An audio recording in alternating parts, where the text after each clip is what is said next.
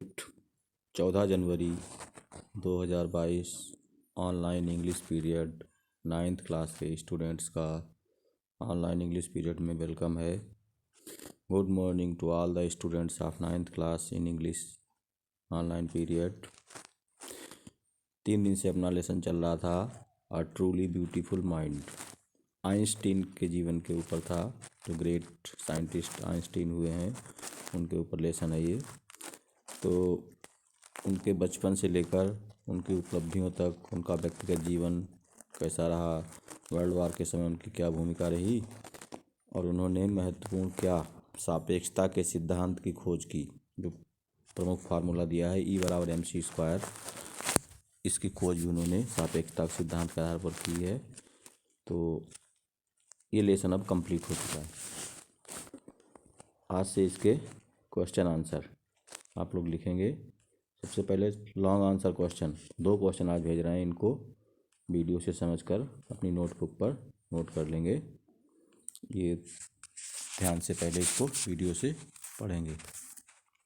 पहला क्वेश्चन है, Einstein was an unusual child with no indication of his potential greatness. Comment कि Edison जो Einstein एक unusual child थे, असामान्य बच्चे थे, with no indication of his potential greatness, जबकि उनकी महानता का कोई संकेत नहीं मिलता था।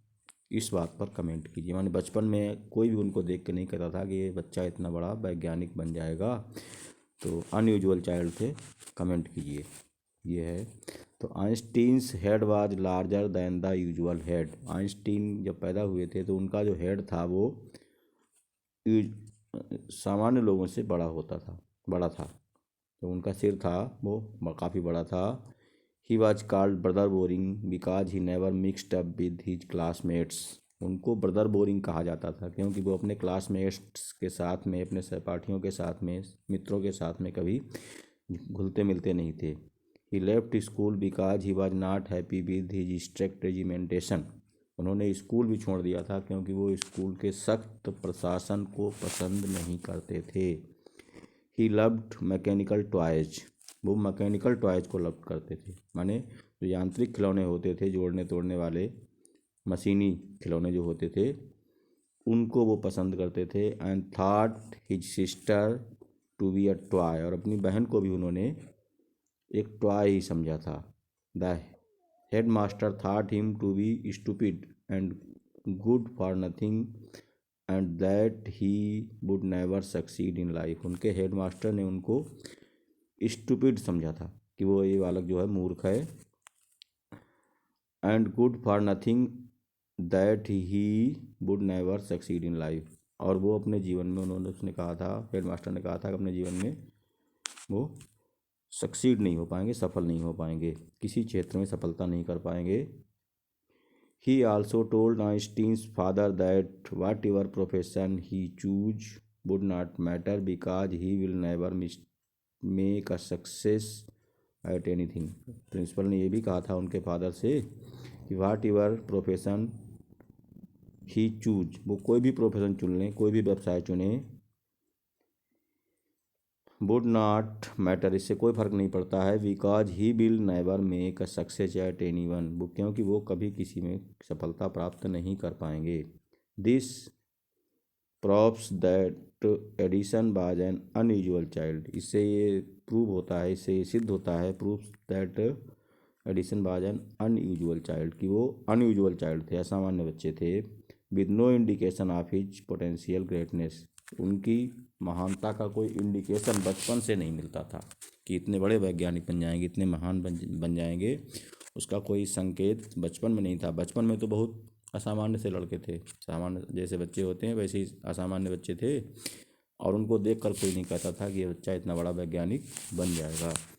तो इस क्वेश्चन को आप लोग कॉपी पर नोट करेंगे। सेकेंड क्वेश्चन है, write down the achievements of Albert Einstein. Einstein की अचीवमेंट्स को, उनकी जो उपलब्धियां थीं, उन्होंने जीवन में जो महान कार्य किए, जो बड़ी बड़ी चीज़ें प्राप्त की, महान उपलब्धियां थीं, उनको write down the achievements of Albert Einstein. तो अल्बर्ट आइंस्टीन के अचीवमेंट्स को इस क्वेश्चन में लिखना है आप लोगों को। तो इसका आंसर देख लेंगे पहले। Albert Einstein was a really a scientific genius. Albert Einstein एक वास्तव में साइंटिफिक जीनियस थे। He felt at home in mathematics but he showed keen interest in physics.